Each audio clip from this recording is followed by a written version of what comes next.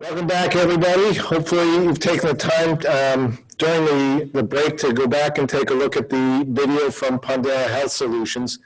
Before I kick it over to our next panel discussion, I just wanted to provide a couple of reminders. All these panel sessions are being recorded, so if you were unable to meet watch the previous session or future sessions, you'll be able to go back after the conference to watch these. Additionally, the presentation materials will all be available both on the platform, or if you have questions on how to get it, certainly feel free to touch base with the staff at HPA. With that, it's now my pleasure to welcome Chris Del Vecchio, President and CEO of MVP Healthcare, who's going to introduce and moderate the discussion for our next panel. What does the future hold for healthcare in the face of COVID-19? With that, I'll now turn it over to Chris. Thank you very much, Eric. Good afternoon, everybody. It's my pleasure to introduce our next panel and to moderate the discussion that will look at how the healthcare marketplace and government have responded to the pandemic and how healthcare may change in response to this public health crisis. We're going to start this session with a presentation from Professor Sabrina Corlett, research professor, founder, and co-director of the Center on Health Insurance Reforms at Georgetown University's McCord School of Public Policy. Sabrina directs the center's research on health reform issues with a focus on state and federal regulation of private health insurance. She has testified numerous times before the U.S. Congress and has published dozens of papers relating to the regulation of private health insurance in health insurance marketplaces. Prior to joining Georgetown, the Georgetown faculty, Sabrina was the director of health policy programs at the National Partnership for Women and Families, where she provided policy expertise and direction for the organization's advocacy on healthcare reform. From 1997 to 2001, Professor Corlett worked for the U.S. Senate Health, Education, Labor, and Pensions Committee, where she served as health legislative assistant to Senator Tom Harkin. Joining Sabrina today is Louise Cohen. Louise is the Chief Executive Officer of the Primary Care Development Corporation, a not-for-profit community development financial institution dedicated to catalyzing excellence in primary care through strategic community investment, capacity building, and advocacy to achieve health equity in disinvested communities. Prior to assuming leadership at the Primary Care Development Corporation, she was Vice President for Public Programs at Public Health Solutions in New York City, where she oversaw a variety of programs to improve community health through food access and nutrition, women's reproductive health, tobacco control, and child development. Ms. Cohen held successive leadership positions at the New York City Department of Health and Mental Hygiene from 1998 to 2011, where she led the Take Care New York City's first comprehensive health policy agenda, and oversaw the Primary Care Information Project, which brought a public health and prevention-oriented ambulatory care electronic health record system to more than 2,500 primary care physicians. Also with us today is Dr. Aditi Gupta. Dr. Gupta has been a practicing OBGYN in the New York area for over 15 years. After seeing the deficiencies in women's healthcare, she turned on her entrepreneurial spirit and founded Walk-In GYN Care, the first ever walk-in centers for women's health in the country. Currently, she's running. Why are we seeing Arlene there? Currently, she's running 4 locations throughout New York and the surrounding boroughs. And in the last 5 years, her locations have cared for over 10,000 women annually. Through her training in India, the UK, and the United States, Dr. Gupta has amassed a vast skill set and knowledge base that she believes in sharing with the current generation of women's health providers. She is actively involved in teaching OBGYN residents, mentoring students, nurse practitioners, physician assistants, and other providers to improve access and quality of women's health. Welcome to all the panelists. I'll now turn it over to Sabrina before we get into our panel discussion. Thank you, Chris, and it's a great pleasure to be with all of you today. I'm going to share my screen here. Hopefully everybody can see that. I have to say, when Eric first invited me to join you back in the spring, I was one of those misguided folks who thought that this would be a backwards look at the pandemic and how it affected health and healthcare. Instead, we're still in the thick of it. But I do hope there's a light at the end of the tunnel, and certainly the recent news about the Pfizer and Moderna vaccines does seem promising. So I'm really pleased to be able to talk with you about what COVID-19 has meant for individuals, but also for providers and payers. Chris did a great job talking about who I am and our center at Georgetown, the Center on Health Insurance Reforms. This slide just gives you a few different ways to learn more about the center and what we do, as well as to get in touch with us. So COVID-19, one thing this pandemic has done is expose the extent to which the United States has a fractured safety net for individuals and families. The Urban Institute is out with a report just this last week using Bureau of Labor Statistics and their own tracking survey. And they have found that 1 in 7 individuals have lost a job due to the COVID-19 pandemic. And 3.1 million people between March and September lost their job-based insurance. However, there's only been a modest uptick in the rate of uninsurance, just 0.4% in that same time frame. And I think this reflects essentially the Affordable Care Act doing what it was designed to do. This chart sort of shows you where folks have been going who lost their job-based ESI. So you see here the ESI number dropping between March and September, and some upticks here in Medicaid and CHIP, as well as the non-group market, which includes the health insurance exchanges. There are also, of course, coverage transitions that people can make beyond the Affordable Care Act. Folks are familiar, I'm sure, with COBRA. However, although we don't have great numbers right now about how many people are transitioning into COBRA policies, historically, this is a coverage choice that has had low take-up even when the individual market wasn't an option. So for example, in 2009, when Congress actually passed legislation to provide a 2/3 subsidy for the COBRA premium, only a little more than 30% of eligible people actually took it up. So the numbers we suspect now are much, much smaller given that there's no subsidy.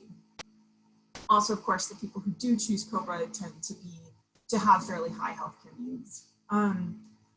What is new this time around is health reimbursement arrangements, or individual coverage health reimbursement arrangements. Actually, there is data just out from Willis Towers Watson this morning. A survey of employers found that 1 in 6 are actually considering dropping their group plans and switching employees to these ICHRAs. These are essentially tax-free HRAs that employers can contribute to and send people off to the individual market to buy individual policies. We're also seeing in the COVID era a lot of aggressive marketing from non-ACA compliant products, short-term plans, fixed indemnity products, healthcare sharing ministries. All of these are essentially trying to sell themselves as alternatives to comprehensive coverage that are much cheaper than what's available in the ACA market. Of course, there are going to be more uninsured as a result of the pandemic and the economic situation. Congressional Budget Office projects there'll be about 1 million more people uninsured next year. What I think is striking about this graphic, however, is that 20.5 million of the 31.5 million people who are uninsured actually are eligible for a subsidized coverage option, whether it's Medicaid, ESI, or Marketplace. So if, we can make a dent in those folks who are eligible for some sort of form of subsidized coverage, we can actually get fairly far along in making a dent in that uninsurance rate. Of course, COVID-19 has had a lot more than just an impact on coverage. It is impacting care delivery and financing in multiple ways. I probably don't need to tell many of you about the delays and cancellations of elective and preventive services that took place back in March. I think while many people thought that that demand would bounce back, data suggests that it really hasn't. It stayed somewhat suppressed. This raises some real concerns. For example, we know that childhood immunizations were down 60% this spring. Mammograms, pap smears, colonoscopies were down 90% this spring, and they are still, even now, 30% below 2019 levels. I would also say we've been doing qualitative interviews with primary care providers who tell us that many of their patients with chronic conditions who really need to be coming in and being seen are simply not coming in. These are folks with diabetes and other conditions where they really should be seeing their provider, and they're not. And so what this will mean for long-term health outcomes, I think, is concerning and something to watch. Of course, there are also testing and treatment costs related to COVID-19, and we do not yet know the full picture of what the vaccine will cost. However, at least to date, these costs have not really balanced out the decline in spending on elective and preventive services. While this has meant a financial hit for many providers, particularly many of the primary care practices that we've been talking to, for payers, we're generally seeing a growth in gross margins and a decline in their 2020 medical loss ratios.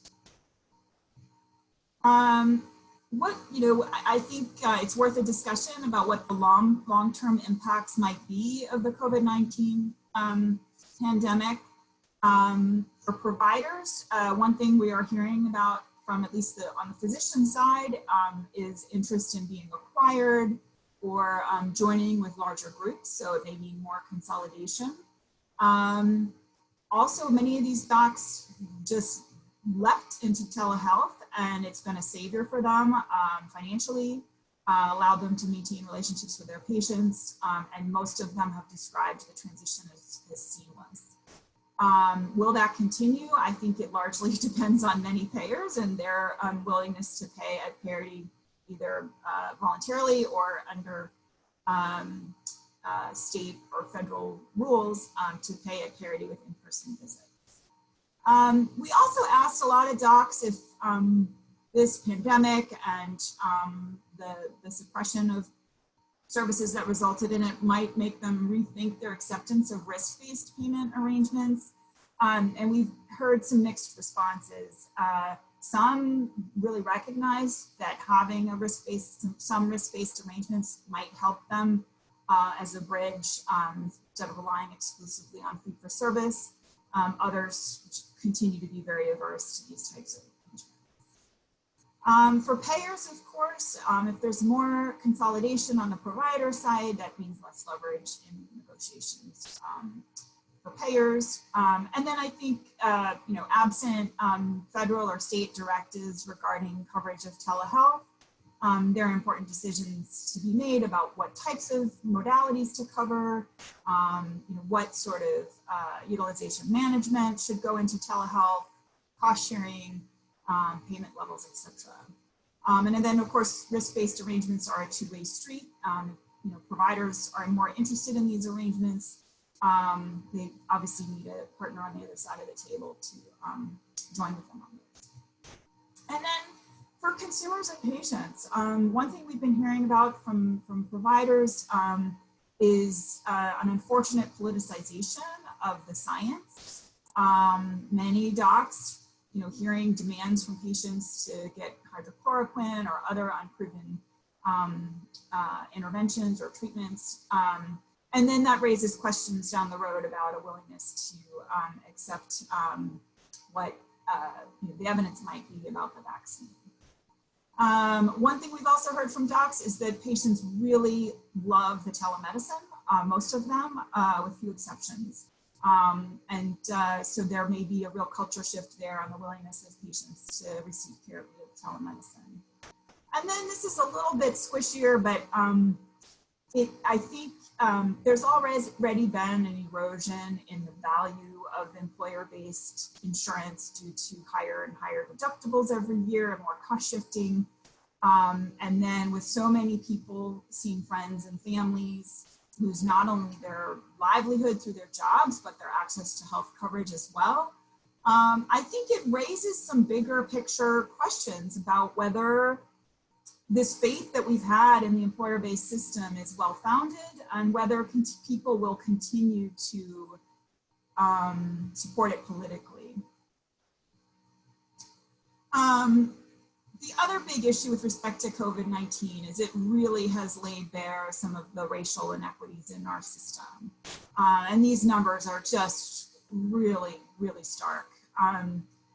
Black and Hispanic or Latino individuals are over 2.5 times more likely to get a COVID-19 diagnosis, over 4.5 times more likely to be hospitalized from COVID-19, and Black Americans are over 2 times more likely to die from a COVID-19 diagnosis. So of course, health plans might ask themselves, what can we do about that? I think there's actually a fair amount that payers can do. Medicaid plans, of course, I think should be, if they're not already, really thinking about this proactively, whether it's value-based incentives for your providers to work on reducing disparities, thinking about how you're comparing your providers to make sure you're taking into account their patient populations, seeking and integrating input from your community on major decisions, and then of course stratifying your data by race and ethnicity to identify and target interventions. On the commercial side, I have to say we did a whole series of interviews with commercial payers in the spring and summer, and we asked them about these equity issues, and I got to say it was mostly crickets.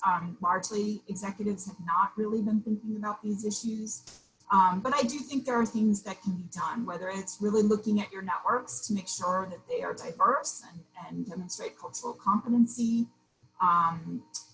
thinking about language access and how you are communicating with folks with limited English proficiency, as well as how they can communicate with you. Coverage of audio-only telehealth is critical for those folks who do not have access to the technology for video.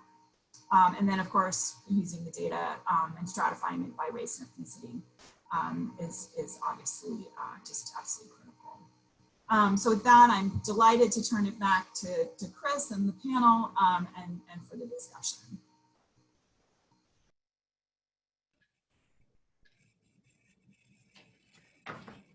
Sabrina, thank you for those insights. Before we kick off the panel discussion, I want to remind all attendees that if you wish to submit a question, enter it in the Q&A section that you'll find at the bottom of your screen. We'll try to get to as many questions as possible in the time remaining. Let's start with a few that we have already prepared. For Louise and Aditi, as Sabrina has pointed out in her presentation, the pandemic has resulted in care being delayed or deferred. Can each of you provide some perspective on the impact the pandemic has had on patient volume and the steps that have been taken to encourage patients to return for routine care? Why don't we start with you, Louise? Well, of course, there's a siren outside my house as we start this, so maybe that's an indication.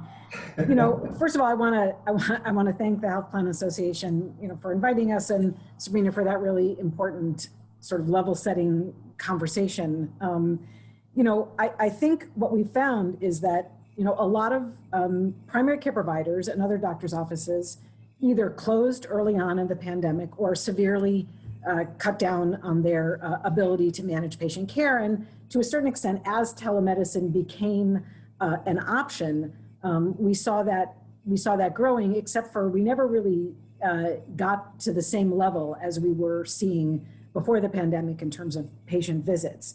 And we know that in many primary care practices have not gone back to full strength.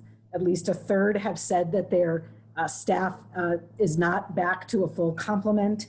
And really importantly, and something that was reported in the New York Times last week, which is something that we all knew before, which is many primary care providers in particular, but other specialists as well, are beginning to retire, deciding that they no longer either can or want to keep their practices open. So we now have a significant pipeline problem, not only for doctors, but also very importantly for nurses and other ancillary staff.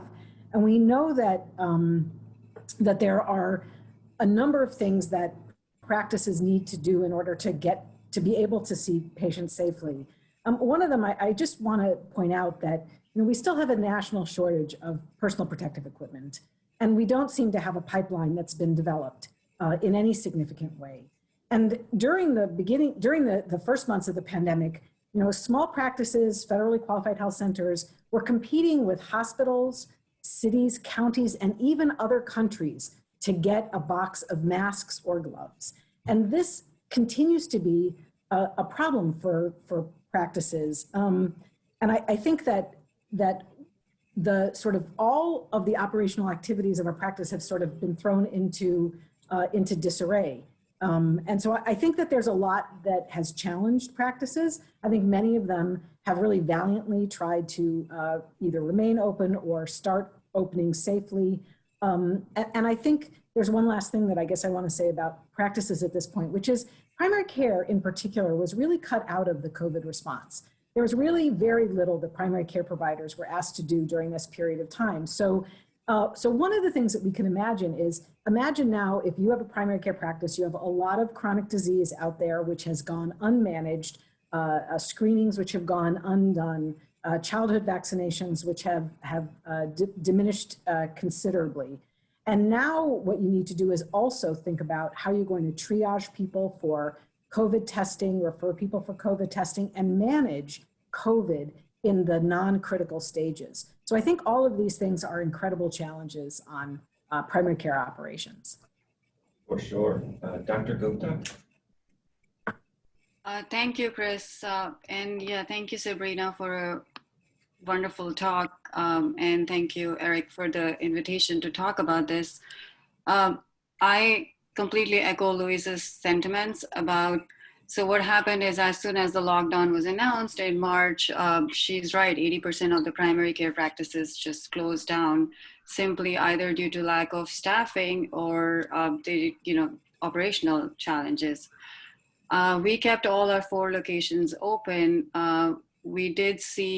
We lost 40% of our staff, and we did see a downturn of numbers in the beginning for women seeking care. But what happened is that because primary care practices and the practices were closed and the hospitals were swamped, we actually saw an increased number of women coming to seek care, especially in the residential area of Astoria and Brooklyn and Queens.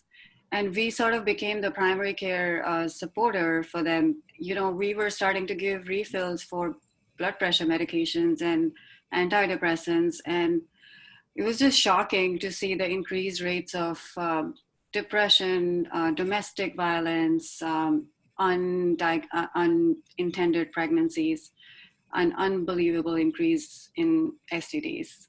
So it's just, the impact of this long-term is only going to be visible next year. Just in our locations, we have seen that chlamydia has increased 5 times and quadrupled rates of unintended pregnancies. HIV is up by 30%. I don't even want to talk about I guess we'll talk about that later, is about the delayed surgeries that happened due to, delayed diagnosis, mammograms, and all those things. So yeah, tremendous impact, and the cost and operational challenges of running all the locations with very limited staff has just been tremendous. And to date, like Louise said, we're still confronting those challenges. It's just a demonstration of how fragile our system really is.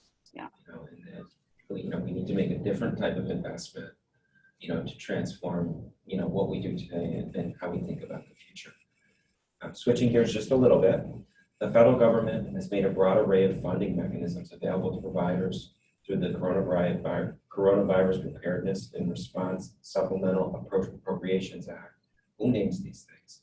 The Families First Coronavirus Response Act and the CARES Act, among others. For the panel, how effective has this been in supporting the delivery system? And are there changes that should be considered, or is there more that the federal government should be doing as we go forward? Why don't we start with you, Professor Quinn? I'm glad to start. I think the hospitals obviously were big recipients of PPP monies. Many federally qualified health centers also were able to get a wide variety of different kinds of federal loans or assistance on a variety of issues. And so what happened was, particularly, let me take the federally qualified health centers as an example. They still remain paid on a fee-for-service basis, right? You have to see someone on a walk-in, threshold visit face-to-face, or now with some restrictions lifted around telehealth. And so their income dramatically dropped. And then all this money came in from these various federal programs. So they were flush with cash at one point. But the problem is that deficit of dollars will never be made up. And so going forward, some of those federal programs, particularly in Medicare, have to be repaid, and they're being repaid by taking money out of future payments, right? And some of those loans will be forgiven. But what the essential revenue model is means that money will never be made up. And so sort of going forward, it was a temporary fix, but many smaller practices in particular were unable to get any of those services.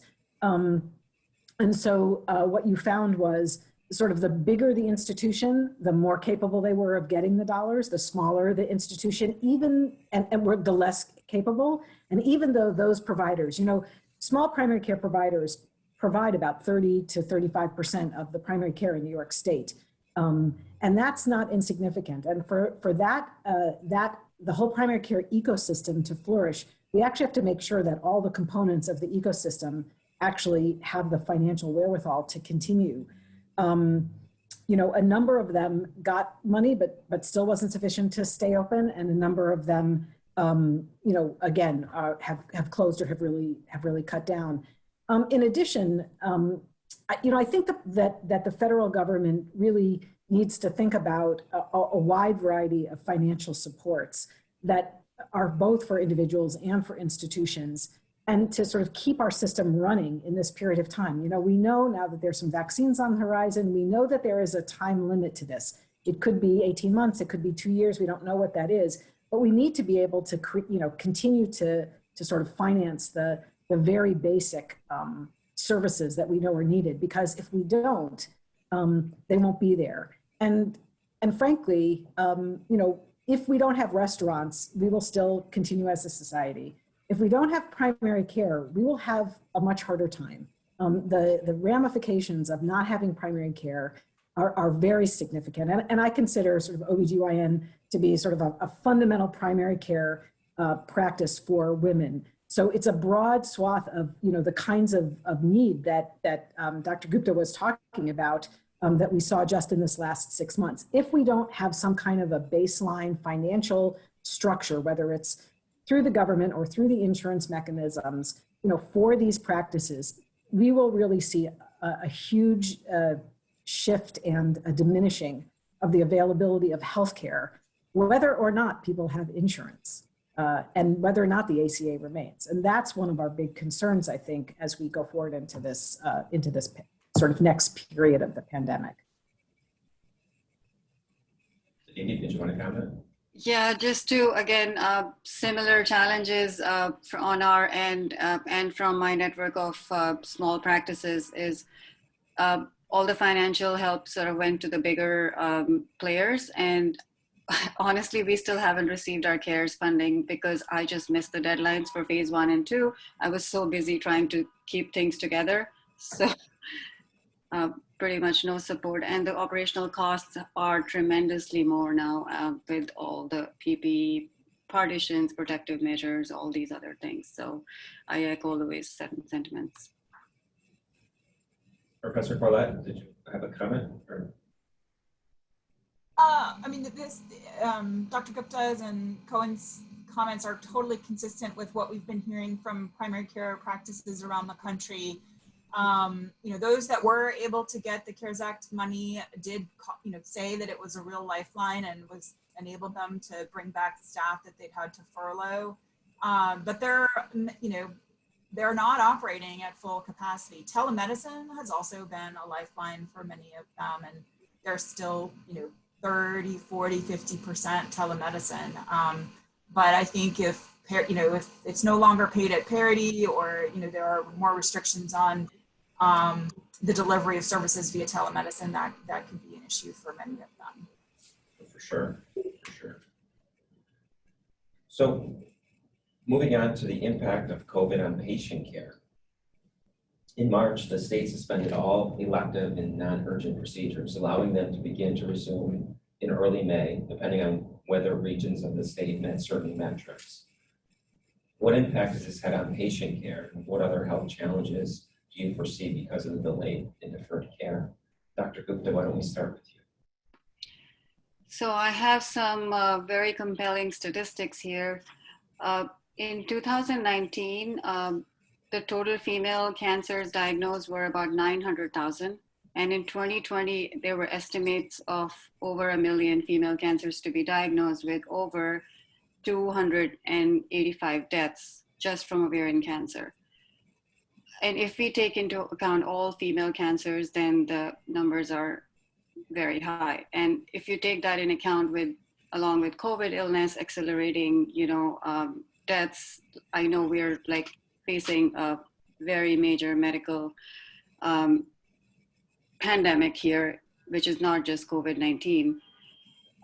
As far as, the delay of care because of elective and non-urgent procedures, honestly, in June, the major hospitals in Queens started operating only in June in New York. May was some major hospitals who could afford and, to run their operations. So as a result, even emergency and urgent cases of endometrial cancer, ovarian cancers, chemotherapies for patients, everything was postponed by at least 3 to 4 months. Again, the long-term mortality and morbidity, we will only find out in the next 5 years. We can't even see it right now. And the delay from your routine screenings, which Louise can speak to more, but mammograms, we are at present diagnosing about 2 breast cancers a week in each location, and 1 endometrial cancer at least every other week at each location. So the numbers are very, very scary. We do need to create more awareness amongst women and everyone to please seek care, even if it's, telehealth first and then actual in-person care. Do you think we're getting the message out strong enough and loud enough that No. It's more than coronavirus? No, every woman is still coming to me saying, or coming to us saying, I don't want to go for my mammogram because they feel unsafe. But at the same time, they're going and doing grocery shopping, and they're going to a restaurant. So this is what I try to tell them. It's more unsafe for you to go there, except, rather than go to a medical facility, but it's the mindset. So we do need to create more awareness. Louise, did you have a comment? Yeah, I mean, so I think that's exactly right. I think we're going to see a huge number of cancer cases, colon cancer, breast cancer, cervical cancer. These are all cancers that are completely preventable. And there's one study that estimates that we'll see 10,000, excess deaths from cancer in the next period. There's a cautionary tale from Hurricane Sandy in New York State, right? Which is that there was a study that was done that showed that the delayed care from Hurricane Sandy alone really resonated about 5 years for chronic disease, hypertension, and diabetes, worsening impact. And let's remember that Hurricane Sandy was a very time-limited event, right? It was a natural disaster, and it took a while for healthcare to get up and running in the worst hit parts of the city, but there was still healthcare in the vast majority of the city available in many places fairly quickly.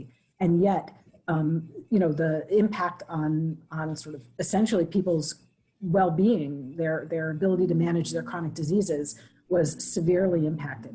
So I can only imagine what we're going to see, 1 year, 2 year, 5, maybe 10 years out from this pandemic, the impact of untreated, unmanaged chronic disease, cancer screenings, and childhood vaccinations, which have not gone back to pre-pandemic levels by far. Very concerning in terms of the impact on those children and their families who will be exposed potentially to things that could have been managed through vaccinations, measles, a variety of other things. Why does anybody have an opinion on why this story doesn't resonate? Why we're so fixated on just the coronavirus? We're not talking about, we're talking about it, but it doesn't seem like we can get society, to spread the word, the importance of routine. I think it's a confluence of things. I think you have to remember that, before the pandemic, primary care got 5 to 7 cents on the healthcare dollar. So primary care is not as ubiquitous as we would like to think. There are many communities in New York State that have insufficient primary care by the numbers. There's actually at least 10 counties in New York State that have fewer than 10 or fewer than one primary care provider for every 10,000 people. Now, this is actually a real problem. So the problem is that even if someone needed care and you didn't necessarily have a usual source of care, where would you go? And if you had a usual source of care, but they were closed, where would you go? If you don't feel safe going out of your house and many people really are sheltering in place, or they're really limiting their contact, why is it that you would go for a routine visit? You might go for an urgent visit, right? But you might not go for something that, your hypertension, you're not managing at home, you're not, you've got some medication, you're not really taking your blood pressure, maybe even you are, you don't really know what to do, but it's not going to be top of mind for you. So I do think that there's that. I think there's another piece of it, which is that remember also before COVID started, the sort of anti-immigrant sentiment, anti-immigrant policies of the current federal administration with public charge, and a variety of other issues have really held back people who may have had less access to begin with from seeking care of any kind. And so I think that there's a confluence of issues, primary care access in low-income communities of color, anti-immigration sentiment and policies that have really pushed people who are immigrants, documented or undocumented, out of the healthcare system. And then finally, I think the fear is real and rational.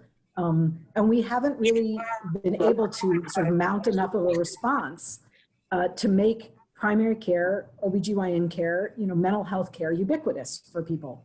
We just don't have that. So it's a fundamental flaw of our healthcare system before the pandemic. It's really showing up now.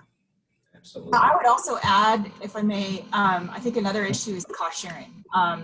And there's a lot of primary care that's not covered pre-deductible. And when we have people experiencing income losses due to just disruption in their ability to work, or a spouse or family members lost their job, the ability to afford to get some of this care is also a major issue. Excellent. I'd like to add something, if I may. Sure. In answer to how to get the message across to the population about, their care is important, social media plays a huge role, and major media outlets, if we could get their support in actually spreading awareness about how it's affecting their health, that they're not seeking regular routine screening, Even today, all the headlines every day on major media are about 150,000 new cases, 200,000 US tops, X amount. But instead, if we could start talking about other problems that will affect them for a long, long time and multi-generations, then that would be very helpful. I mean, I also think we didn't see our elected officials talk about primary care, right? For months, there was a daily press conference by the governor, by the mayor of New York City, by many other mayors around the country, many other governors. And there was no conversation about primary care. No one said, this is important to you. Make sure that if you have hypertension, you've got your meds, and call your doctor, see how you can, be taken care of. That was not the messaging. We tried to reach out to everyone we could in Albany to say, like, you really need to talk about primary care and the importance of it and make sure that people are getting the care that they need. It really did not resonate at the highest levels of the administrations. And I think that, I'm hopeful that now there'll be a turning point, but it's a real lesson for future pandemics. We really need to make that messaging come from our highest, most visible communicators. Yeah, it starts at the top. The pandemic has had a disproportionate impact on non-white populations. Sabrina, it's a great slide that you showed us.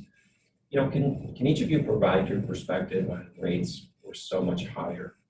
And are there specific approaches that you would recommend to policymakers and to the healthcare system in general to consider, leveling the playing field and removing the disparities that we face in our society?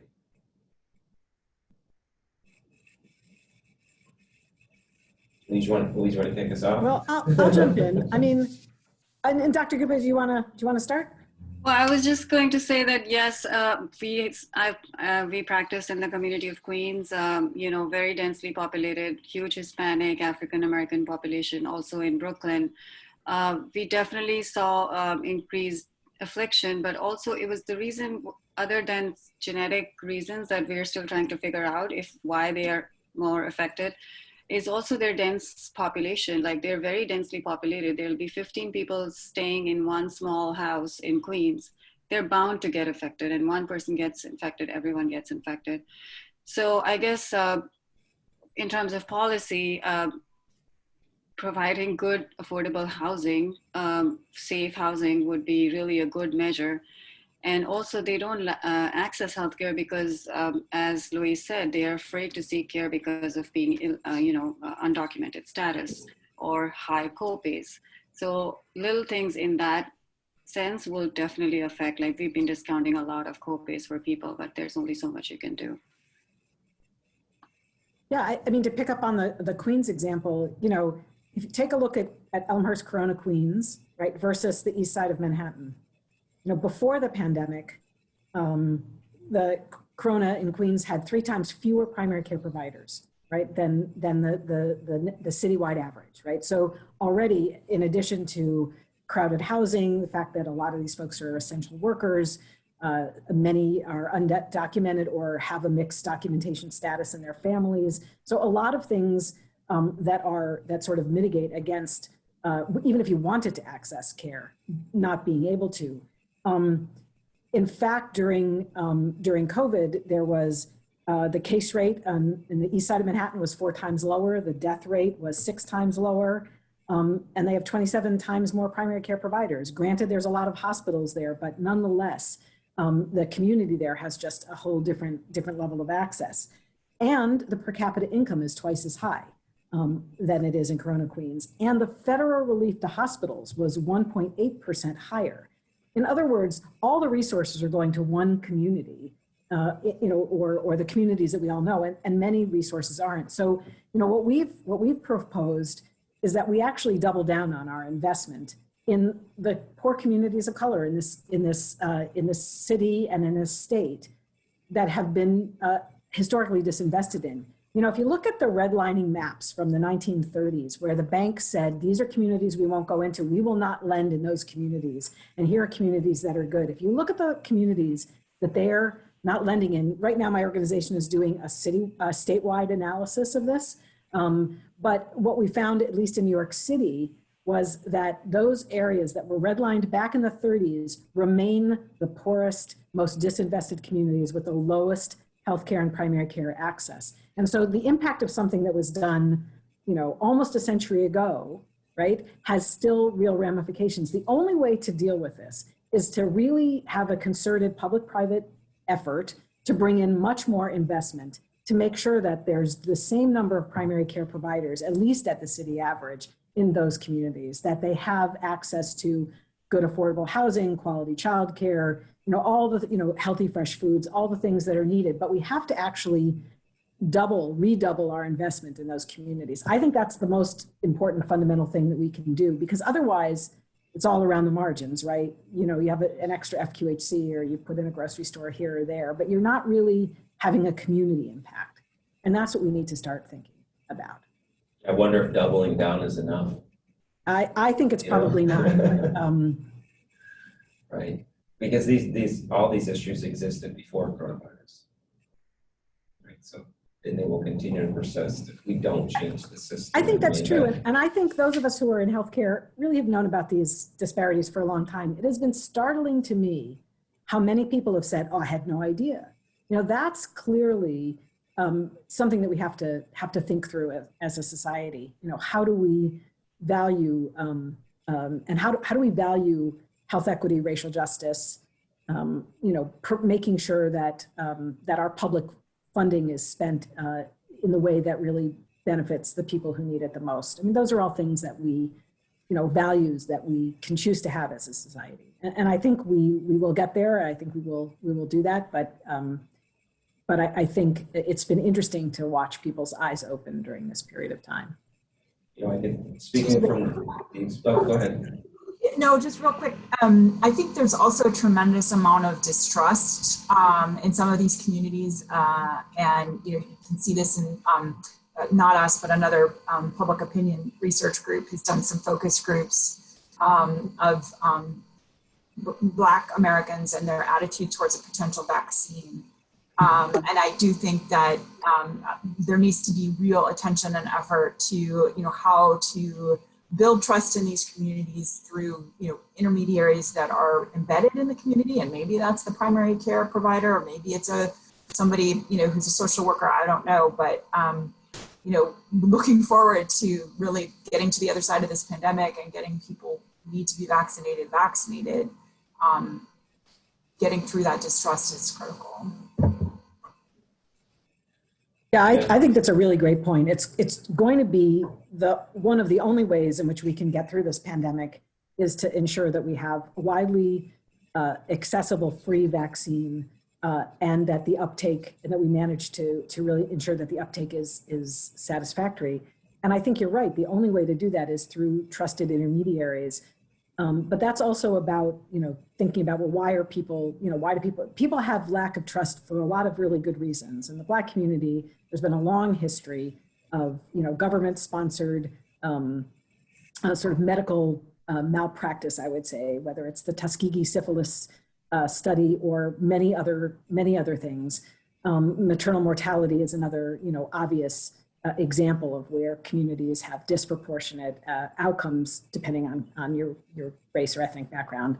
And I think that we have to go to the trusted people in communities. I think primary care providers and others are part of that. I think there's others who are also really important trusted members, whether they're clergy in a variety of different faiths, whether they are teachers. I don't know about the rest of you, but I got my polio and smallpox vaccine in school when I was a kid, and they lined us all up. There was no discussion or question about, I don't even think there was parental consent. I think everybody just got it. It was like there was a day or a week and you got your vaccination. And I think we have to sort of think through, how do we get to that kind of community level of care, as opposed to thinking that we're going to get people one by one. We kind of have to move to a wholesale approach to the vaccine distribution, as opposed to a retail approach. Really, that's the only way to get full community immunity, I think. I couldn't agree more. Switching gears to telemedicine. I think, Aditi, start with you. What role has it played in your practice and in the locations that you have? And can you give us some perspective on how much it was utilized pre-COVID versus post, if at all? And how do you see it utilized going forward in your practice? I think if there is a silver lining to the pandemic, telehealth has been it. It's definitely opened up new doors and opened up minds of patients as well as providers. Even older providers have taken to telehealth, even though they never used Zoom before. We did switch over to telehealth and started providing right away services. So we are providing throughout New York. And another thing that was good that happened is a lot of states approved under the Emergency Authorization Act cross respect of licenses, our medical license. So out of, we were able to provide services in about 20 states because of the emergency EUA. That was very helpful because a lot of patients moved out of state from New York, and we were able to give them their refills and all those things. So I think moving forward, like it would really make a lot of sense if all the states just allowed medical care, at least through telehealth services. It'll improve so much access and so much care and reduce the incidence of depression, mental illness, and so many other things, and give support. We've definitely utilized telehealth to the full. And now we're still providing, every day we have one provider designated to be available for telehealth. Yeah, I mean, on that front, we're a health in upstate New York, a not-for-profit. We saw our behavioral health, telehealth visits skyrocket and stay up now. So they're holding, and we've gotten folks more access to care, which I just think is a phenomenal outcome, around helping people kind of, feel okay about themselves and what's occurred. We saw primary care spike, and we're seeing it start to come back down to pre-COVID levels, which is good and bad, right? Because we think there's an access issue somewhere in there. There's probably a sweet spot that we're trying to find. Louise, in your experience, what are you seeing? What are you thinking around? Well, first of all, I think it's not as easy to adopt telehealth for primary care as one would hope.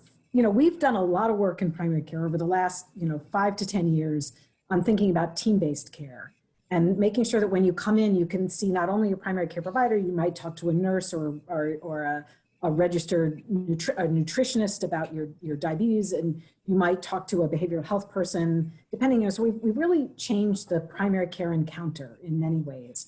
And you really can't do that over telehealth, right? Think about, you walk into a health center, just as an example, someone greets you at the front desk, you might have a conversation with a nurse before you see the provider, you might afterwards see, that is gone with telehealth. So I think telehealth has a really strong, place in our healthcare world, but I don't think it will completely take the place of a number of other things. I mean, one psychiatrist friend of mine said to me, doing a mental health care through telehealth is a little bit like, seeing through a keyhole. You're only seeing a particular thing. You're really not being able to provide whole person care. So I think that's something to think about. On the flip side, though, I do think that, for all of us who really have worked to try to help New York State modernize its regulatory framework, let's remember that, we can actually change our regulatory framework quite quickly when we want to. So I think we want to think about that and see if we can maintain some of that nimbleness in our regulatory framework, because what we saw is that it really benefited people. And those regulations, I don't think necessarily were things, they're built up over time. So I think that's a good thing. I'd like to see that kind of regulatory framework really changed going forward and maintained going forward. I'd just like to add that it is very important for everyone to understand that telehealth is only an adjunct and it cannot replace regular visit, especially women's health. And like you said, primary care, you have to see the patient. So again, we need help of our media colleagues and awareness to tell patients that you still need to be seen. There is no replacement. We can't just keep doing refills without analyzing the whole person as a whole. Excellent point. I'm switching gears to contracting arrangements. Sabrina, So providers and health plans are considering all sorts of value-based arrangements. Are there barriers that you think that you see in your research that may limit their uptake, or there are unique challenges that, we should be thinking about post-pandemic, or that, in those that were unique to the pandemic? I know you talked about consolidation and things like that, people running for the hills almost, but those who don't, what could that world look like? Yeah, I mean, I think we found a pretty high degree of receptiveness among primary care practices that we spoke to some risk-based arrangements, and many of them felt that primary care was uniquely suited to a risk-based arrangement because it does provide that holistic care. But I think I would say, however, a majority were 99% fee for service, and did not really see either on the payer side or the provider side see how that would change. Like sort of what that this pandemic was probably not going to be the one thing that was going to tip the scales, at least right now. And many of them were very, very adverse to any sort of risk-based arrangement. So I guess I walked away from this conversation just saying it's hard to say. It will be a long, long road to divert from a fee-for-service system. That's for sure. Yeah, it's going to take time. So I'm getting the heads up that we're near the end. So a question for each of you. What does the future hold for healthcare in the face of COVID? And looking out 2 to 5 years, what lessons do we take from the pandemic? And how do you see it shaping the future of healthcare? Let's start with you, Sabrina. Well, I'll focus on the coverage issues and let my doctor colleagues focus on the clinical side of things. I certainly hope that it causes policymakers and the public to recognize that we still have a pretty fragmented safety net, and particularly when it comes to vulnerable populations, undocumented and others. And so really working to shore that up, making sure that when there are disruptions in coverage, people don't fall through the cracks and they maintain their insurance. I think needs to be a real priority.